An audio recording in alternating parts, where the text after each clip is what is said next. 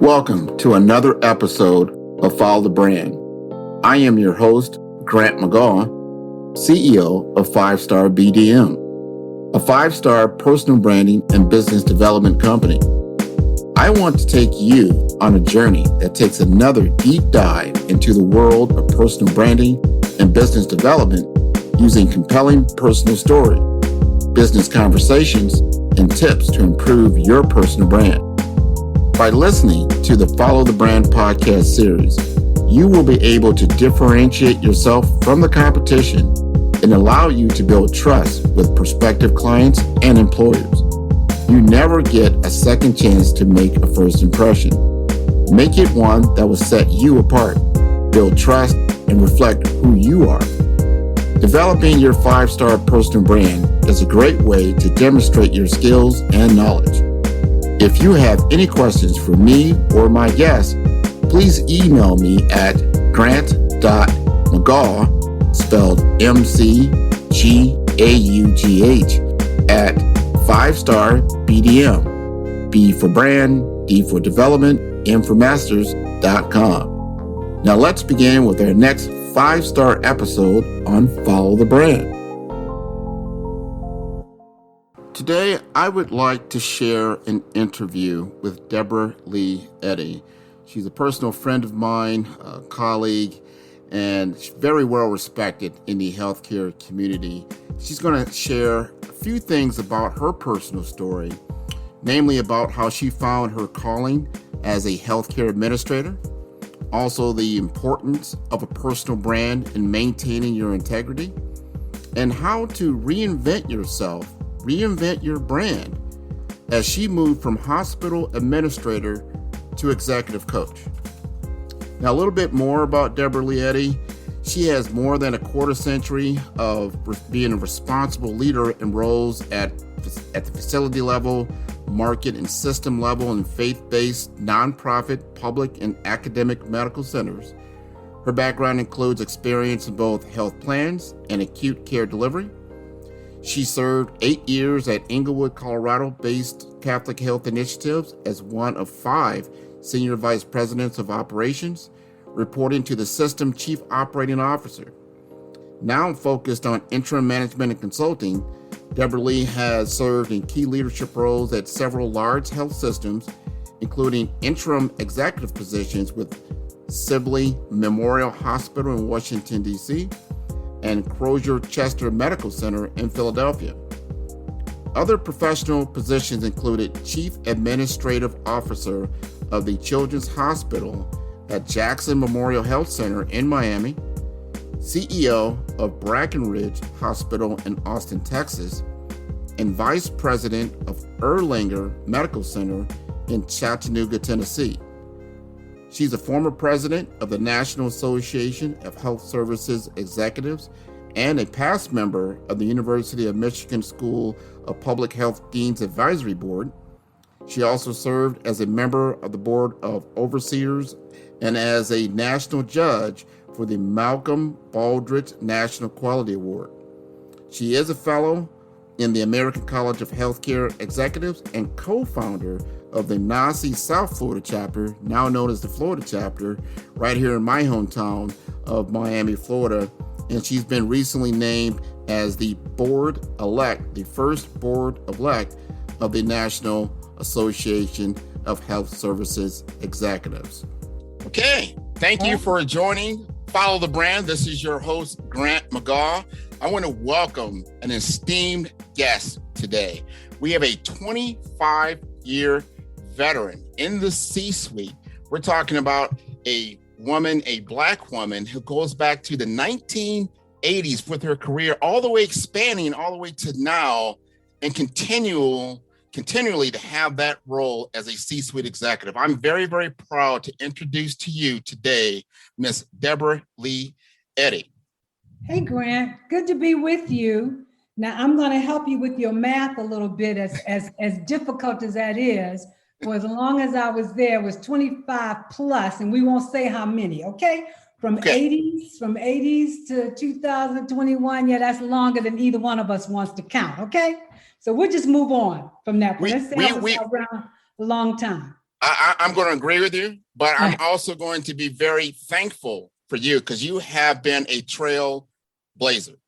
When people are taking on their classes in different universities, you went to the University of Michigan, you graduated with the MHA, and then you got out, and then you hit the ground running and was able to transcend just being in management, being in middle management, get into the C-suite at a lightning pace. And if you would be so kind, just to help us understand just a little bit more about your history and how you got into first healthcare as a administrator, and what was your driving passion? Sure. Well, quite honestly, when I got into the graduate program at Michigan, it was really, as I'll always say, God always looked out for me and sent me some places that I didn't even know existed. I didn't know what a hospital administrator was. I was on a track to do my master's and a PhD in psychology. That's what I had always thought I wanted to do. And when I got to be a senior in undergrad, I did a clinical in a state facility, and it took me about 5 minutes to realize I was not going to work for me. When I went in and they started locking doors behind me, I was like, uh-oh, this is not going to work. So in the short fashion, literally a couple of weeks in graduation, I then had to figure out, what am I going to do? And I had been lucky enough, I had taken an independent study, 2 independent studies in the School of Public Health, one in neonatology and one in geriatrics, just because those are both interests of mine. And I figured that they would help me as I went along the psychology path. I was turning in those 2 projects and was talking to, the prof about, I don't know what I'm gonna do now. And he said to me, have you ever thought about public health? And I never had. So we started talking to me a little bit about it. Then I started doing some research. And for me, I had always wanted to do something where I could help people. I thought that meant sitting in a room one-on-one with an adolescent and helping that kid in my mind. Yeah. That's what I thought it was. That's what I thought my path was. But the more that I learned about opportunities in health administration, I could see how I could help a lot of people in a very different way. So I literally backed into healthcare administration. It turned out to be exactly what I enjoyed. I love the organizational aspects of it. I love the strategic aspects of it. And at the end of the day, the product was helping people. So that's how I ended up in healthcare administration. And when I came out of school, not having ever been in a hospital setting, not having those mentors, it was clear to me I needed a fellowship. I don't know when I graduated from undergrad that I had ever spent any time in a hospital, quite honestly, other than the summer externship. There were no doctors and nurses in my family. So I didn't have those models to even be familiar with that. So I took a fellowship at Sinai Hospital, Detroit, just because I knew that I didn't know the first thing. I had all the book learning, but I had no application. I had no frame of reference. And I did a fellowship, and that then kind of started me on the path to where would I go next. In those days, the track was everybody that came out of Michigan thought they were supposed to be a CEO. And now we're talking the late 70s, early 80s. Most of them were white, most of them were male. Right. So that's what you were supposed to do. In my class, for instance, at Michigan, and the class was small, it was only 22 people.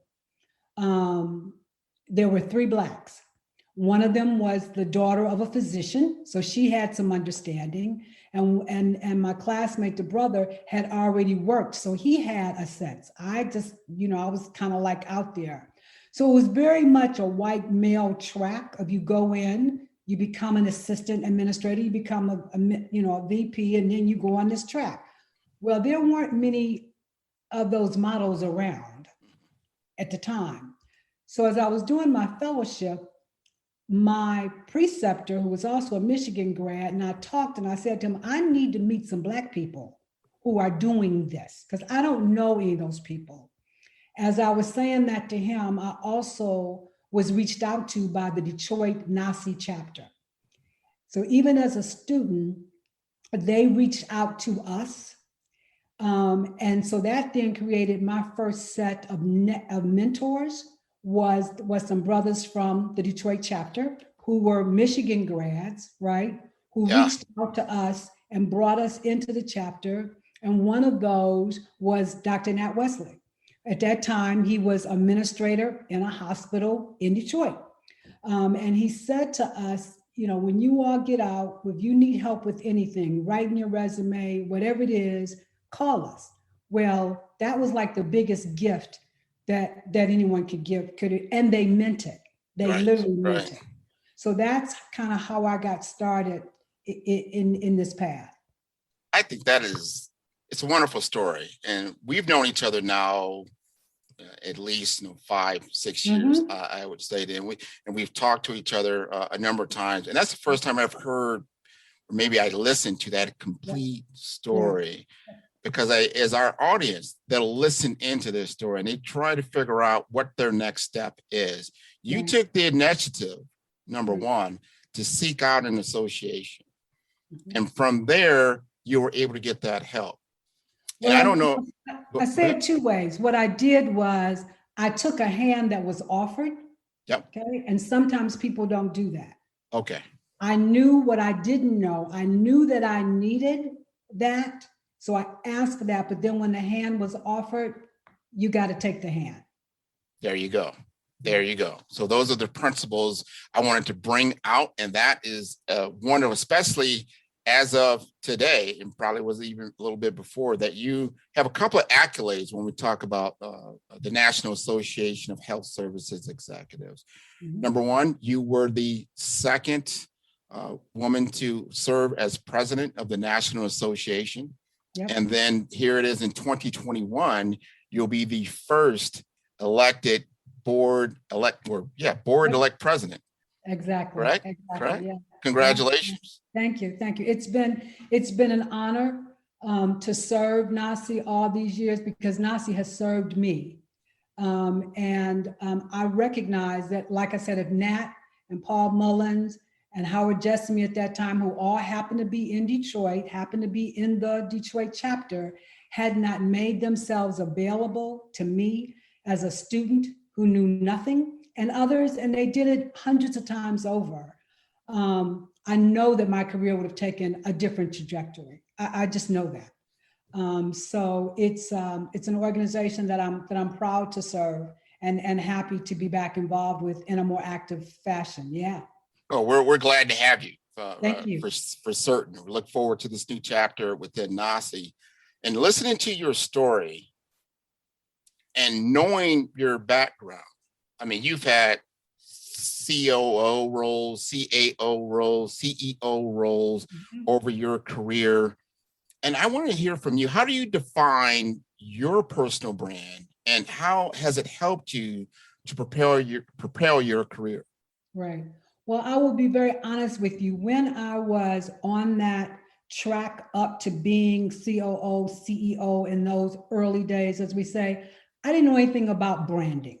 Okay. And I'm very late, tardy to that party. And I'll be very honest with you. What I did recognize, however, was the importance of maintaining my reputational integrity.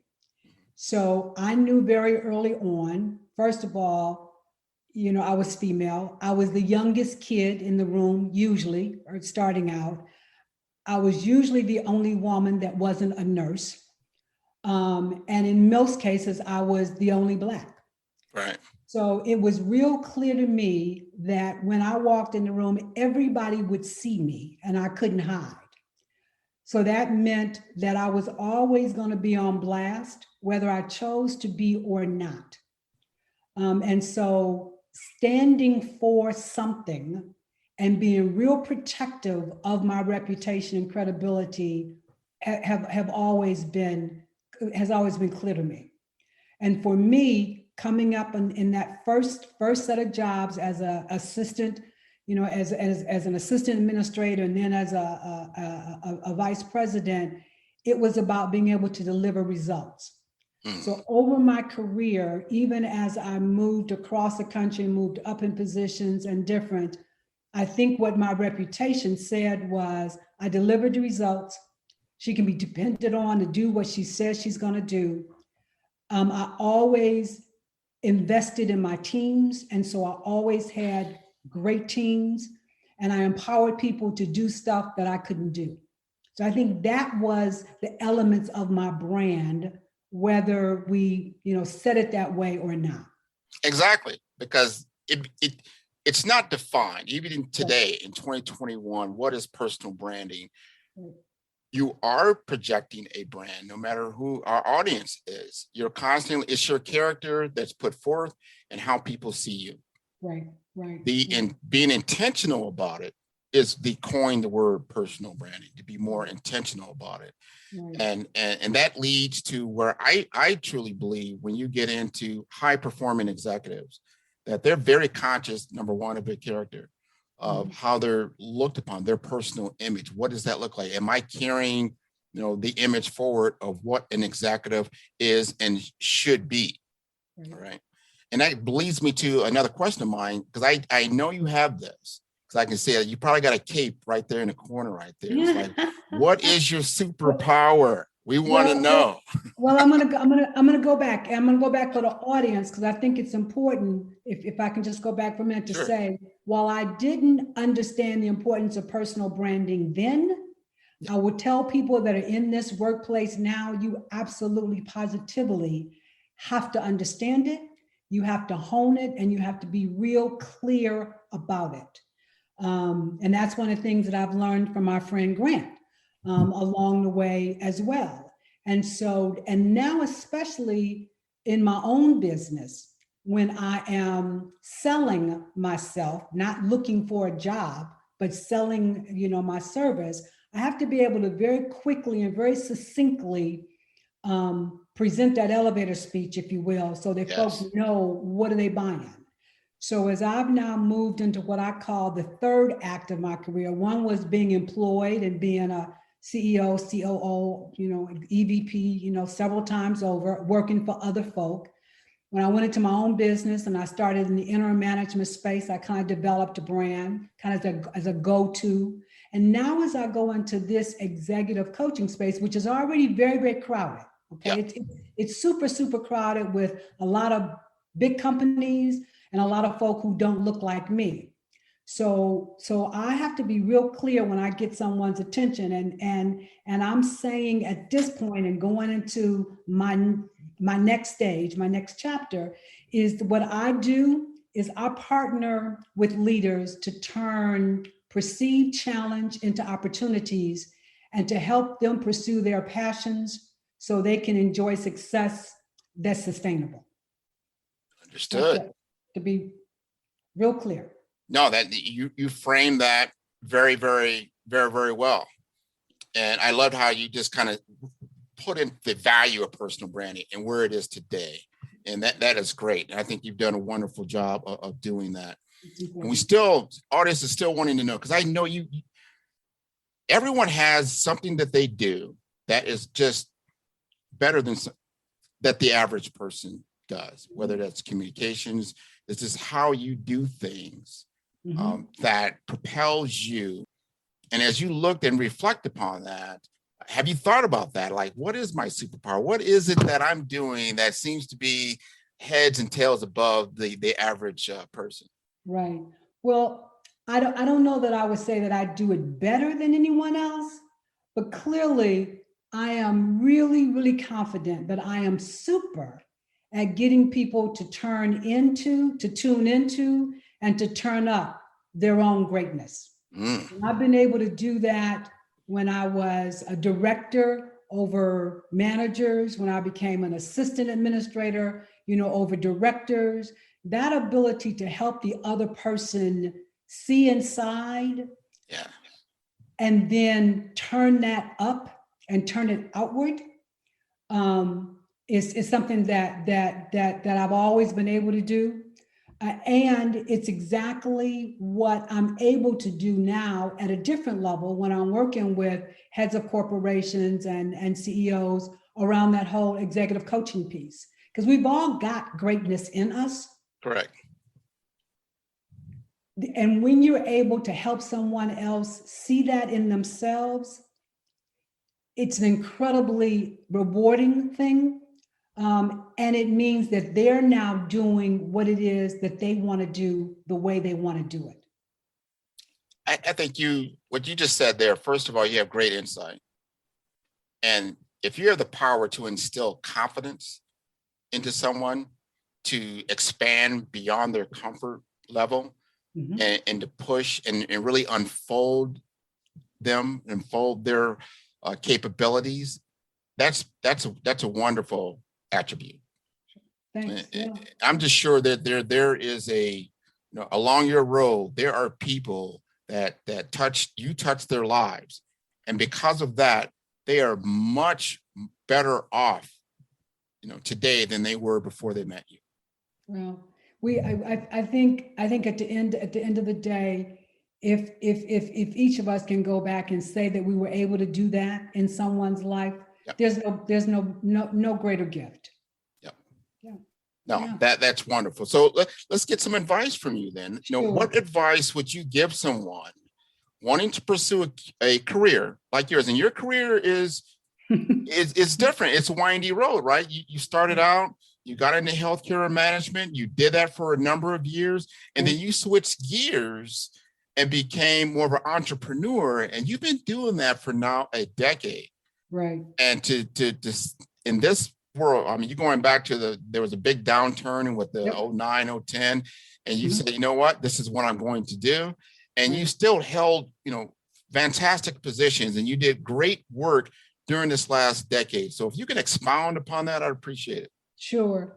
Well, I think the first thing I say to people when they say, tell me how you did your career, I'd like to do mine similarly. The first thing I say to people is, do you. Don't model your career after anyone else's.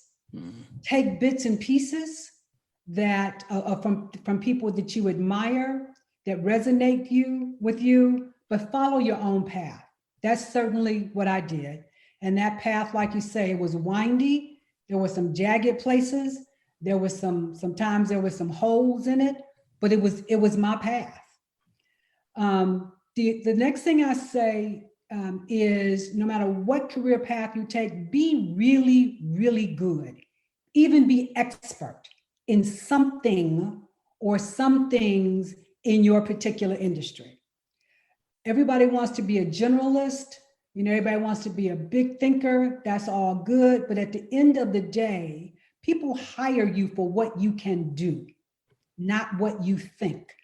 And so the more that you can hone your skills and be known for. So I was known for being an operations person. I was known for being the person that if there was a major problem, whether it was financial, whether it was operational, whether it was culture-wise, it needed to be solved, that I could be a part of that fix.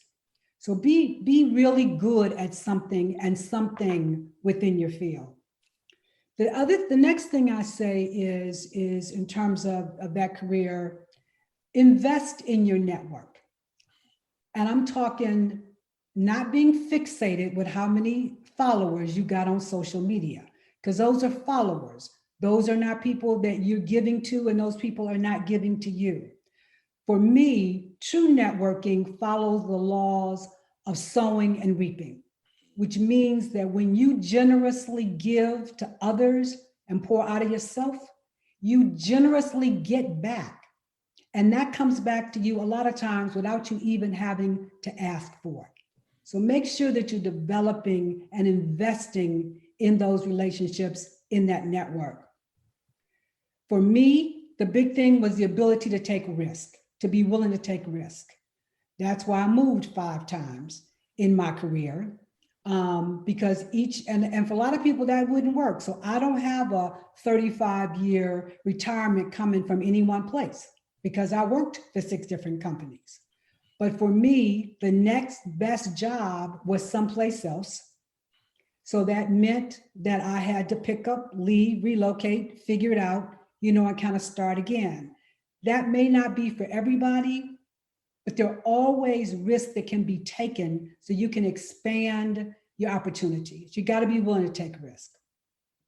The fifth thing I say, and especially I say this to women and to people of color, is be ready to say yes to the next opportunity. Okay? We sometimes spend so much time in our heads planning and agonizing over the details that the opportunity came and we were still analyzing when somebody else had taken and run with it. So just be ready to say yes and recognize that you're going to say yes to some things you've never done before. And you know what? Until somebody was a VP, a CEO, or a successful business owner the first time, they never had been. So you just got to be willing to say yes and go for it. The last two things I'll say, and this one gets people's backs up, but I'm going to say, especially to our mid-careerist and our early careerist, is live below your financial means and save some serious money. If COVID has taught us anything, and we've learned a lot, one of the things it's taught us is tomorrow and the next day and the next day, we have no idea what's coming. And if we are taking that new sign-on bonus and that relocation package and all that stuff that they gave us and spending it in the first 3 months, and then the company gets bought and you didn't have a change of control in your package, and now you are sitting in that house or apartment that you can no longer afford, driving that car that you can't afford. The worst thing for any of us, and we've all seen it, is to look at somebody who stays on a job or in a role that they're struggling in because they don't believe they can afford to make a change. So live below your means and make sure that you got that you can live no matter what happens.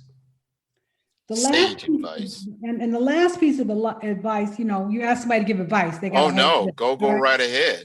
But my last piece of advice is do what brings you joy, no matter what that looks like, whether that's a profession, it's a technical skill, or it's a vocation.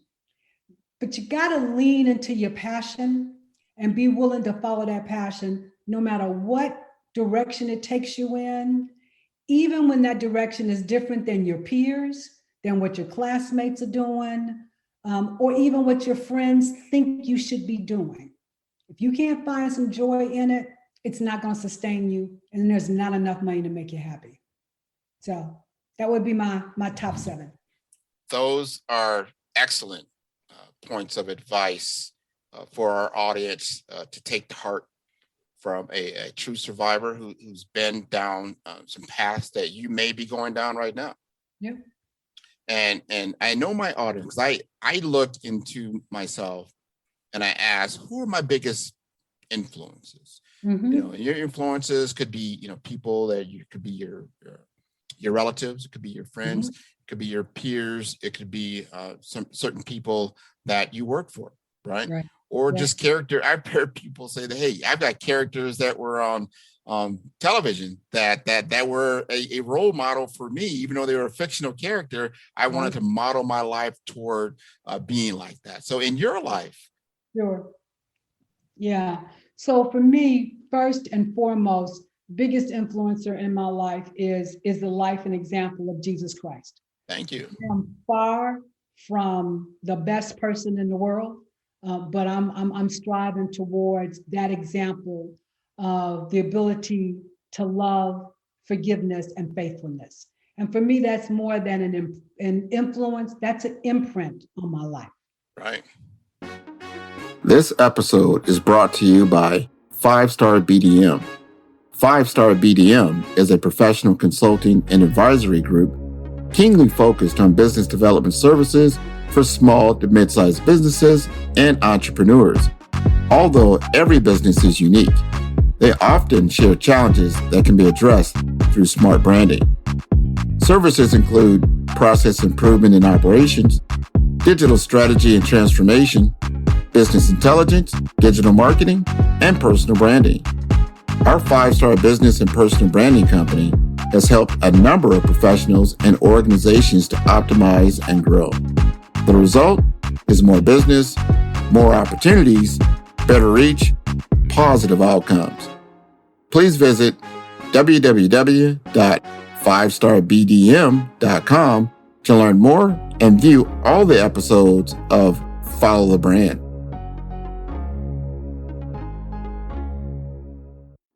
Second person, probably like a lot of folks in the audience, is my mother. My mother lived courageously. She was spiritually grounded and she loved unconditionally.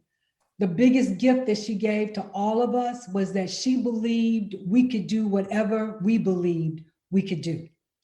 And I'm hoping that I've inherited her sense of humor. I hope that I've inherited her curiosity and the fact that until she was way in her 90th year, my mother was engaged in the world around her. So that's my second.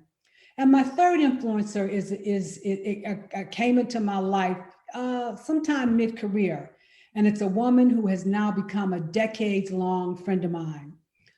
We shared at the outset some of the same values and some of the same likes, but she came from a different part of the industry, and so our career paths were very different.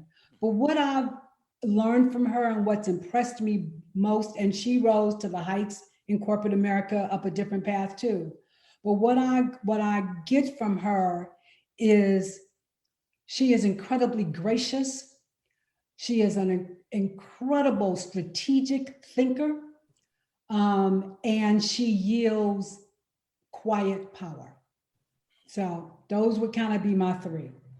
Well, those are three pillars of success I think anybody would treasure. Without question. They propelled you through a lifetime of success. Just being success is measured in many, many, many different ways. And one of the ways I measure it is just happiness. Yes. So I think if you have happiness in your life, no matter what your station is, I think you're successful, obviously. So I have one additional question. Now, I might have a few more because there's always, because your conversation with you is very exciting. I love hearing, because everyone has a story. Mm-hmm. But until you have the opportunity to tell your story and really realize how your story is impactful to other people, right? Because that hearing that story, just like we heard the story of Jesus Christ. If no one tells that story, millions and millions of people would never know that story. So somebody has to tell the story. So exactly. Each of us has a story to tell. I truly believe your story fits perfectly into someone else's particular situation. And that's exactly what they needed to hear or know to make some key decisions in their life. So thank you for sharing that.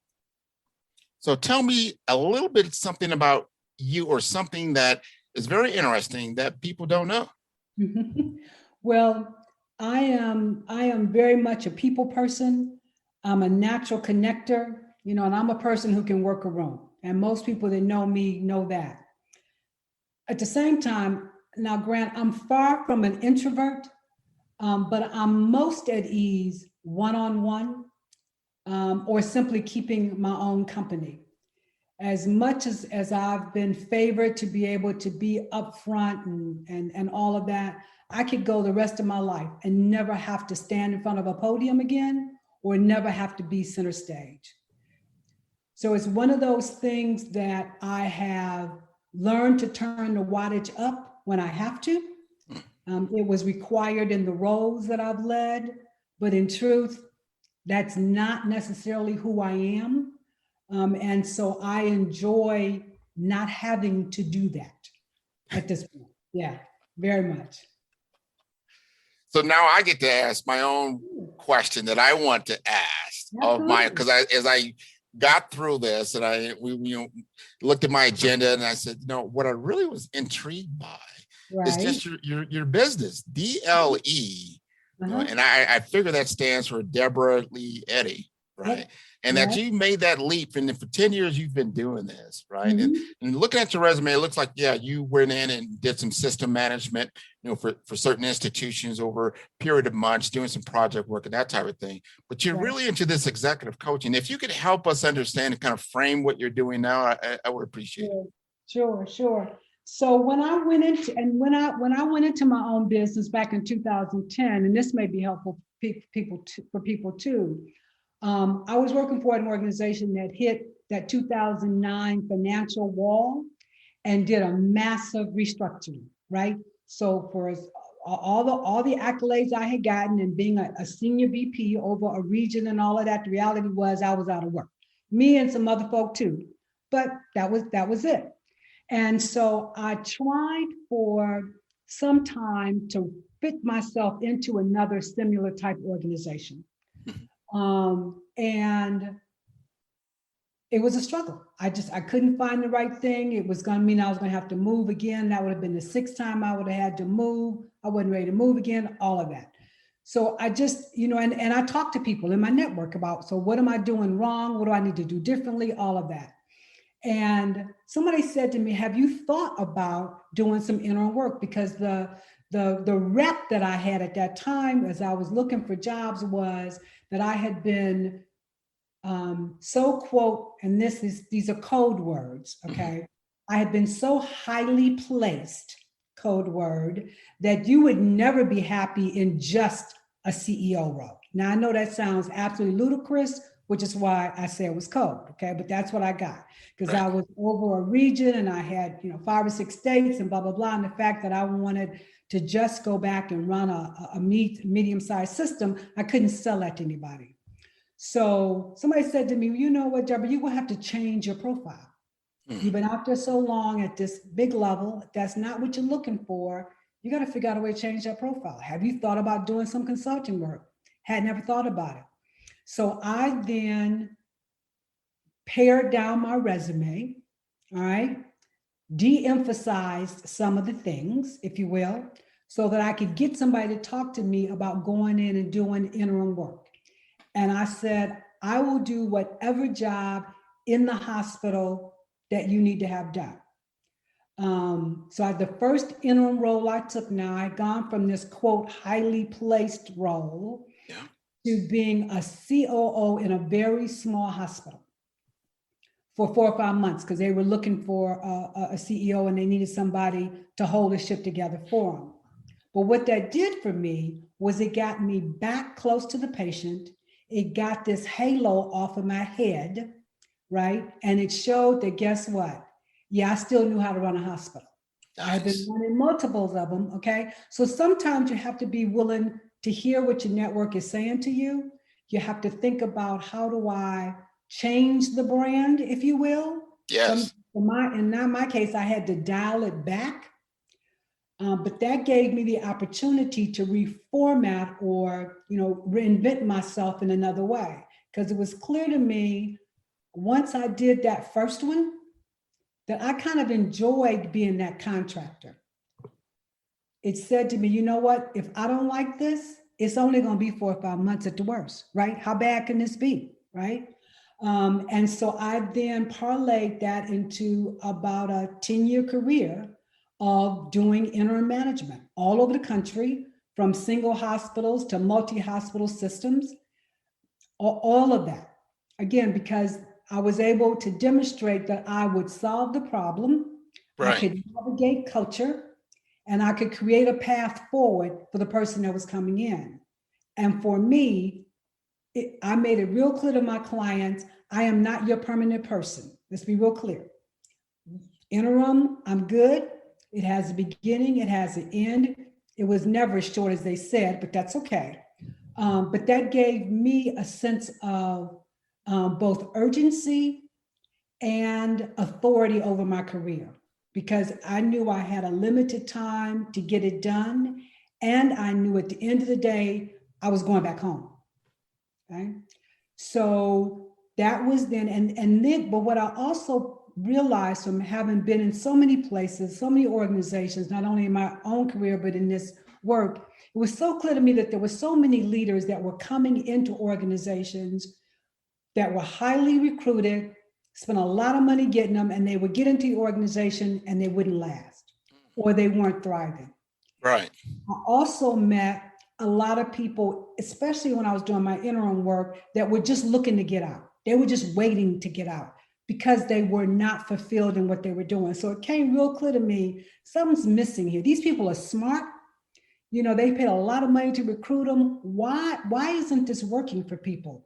And it gets down to, again, people being able to tune into what about this role or what about this job drives my passion? Right. And how have I gotten so far away from it? So my executive coaching business allows me to help people get back to that. You chose this role for a reason, right? It was serving you then. If it's not serving you now, what's going on with that? Now, for some people, that conversation means they're at a different point and they're ready to go. But for a lot of people, it's about helping them reclaim their power and their joy in what they're doing. So that's how I got into executive coaching, and I love it. The other thing I love about it is it's not limited to healthcare, because leadership is leadership regardless of the industry. Everybody's always chasing the dollar, trying to increase sales or revenue, reduce cost or expenses, improve quality, right? And create more reliability in the system. I don't care whether you're in insurance, whether you're in academia, whether you're in business for yourself. Those principles are the same. So the pressures and the struggles that leaders find themselves are universal. So I love it because I get to learn when I'm coaching people outside of healthcare. I learn a lot about different industries, and I'm still able to help them accomplish their goals. So that's how I got here. This is so impressive. And during that conversation you just had, your superpower, your cape was just flowing, you know, and I say that because you're using your executive coaching skills. You can see the potential in someone. You see where they're at, and you can then give them the directions, first of all, to help them see it for themselves and what's the right path for them to go into. And that creates a lot of value, not only for yourself, but for that individual and sometimes it happens a lot. I know in writers, they get writer's block. I think in career, you get into a block, you get into a funk, you're trying to figure out, what am I doing here? What's happening? And you got to reclaim that passion that got you there in the first place. Is that right? The example of writer's block that's an example. You'll hear, I'll use that now. I'll steal that from you now. Go right ahead. We get blocked, we get stuck. We all get stuck. And sometimes we need some help getting unstuck. And so it's for me, it's not work. It's just pure pleasure. Doing interim is work. I mean, getting on an airplane every week, going to an organization that's in the middle of a merger or an acquisition, or the CEO walked off, or there's been a major, quality issue. That's work. It's work that I enjoyed, but it's work. Being able to work with leaders, and we're all leaders. And I say leaders, you're a leader whether you realize it or not. We're all leading somebody. Some of us are leading more people than others, but all of us are leading somebody in some processes. So to be able to help people get past that writer's block, as you say, it's just for me, it's just pure pleasure. And you know what? And I get paid for doing it. So, what could be better? Not at all. That's pleasure in itself. Right. So if people wanted to get in contact with you and your business, because they might need your services, can you give us your tagline, your address, and that type of information? Absolutely. So it's Deborah Lee Eddie, and my email is dle@dleleadership.com. And I'd love to talk to them. And I'm also real clear that part of the commitment that I have to helping people get unstuck is also making sure that you get partnered with the right kind of coach. It's like finding a good hairdresser, a good barber, or a good physician. Not everyone is for everyone. So a lot of times what I will do is do my best to say, you know what, this chemistry isn't going to work between us, but that's fine. Let me see how I can help you get to someone that may be a better fit for you. That is wonderful. So that, obviously what you're doing for yourself and for the individuals that need you will find success. That I 100% endorse. I see that. I'm so glad that you spent this time with me today. So we're going to go ahead and conclude. I want to encourage my audience to definitely reach out. First of all, reach within yourself. Find within yourself what's necessary for your next step. And if you feel that you need to contact Deborah Lee Eddie, please do so. You've got her contact information now.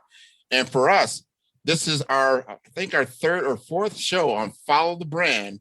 And I want to encourage all of you to continue to tune in. You can tune in on my website at www.5starbdm.com, Follow the Brand, where you can find us on Instagram. And then we're across all the other podcast platforms.